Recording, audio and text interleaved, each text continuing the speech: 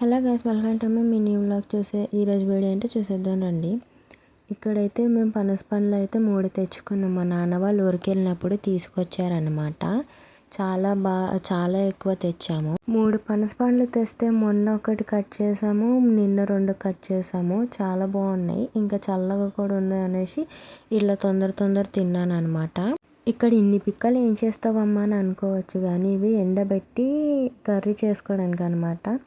ఎండబెట్టిన తర్వాత కర్రీ చేసుకునే ముందు కొద్దిసేపు ముందు నానబెడితే కర్రీ చేసుకోవడానికి బాగుంటుంది.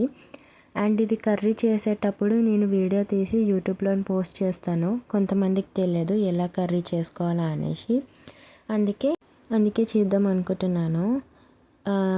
ఇదేమో మా అమ్మమ్మ పచ్చళ్ళు పంపించింది అనమాట. అండ్ ఇది ఉసిరికాయ పచ్చడి, ఉసిరికాయ అంటే రేంకాయ పచ్చడి అనమాట. ఇది నెక్స్ట్ ఏమో ఉసిరికాయ పచ్చడి. ఇవి ఎండబెట్టుతుంది అనమాట. ఎండబెట్టినందుకు ఉసిరికాయలు అంత చిన్నగా అయిపోయాయి. చిన్నవి కాబట్టి ఇంకా తక్కువ అయినట్టునే. So thanks for watching. Bye bye.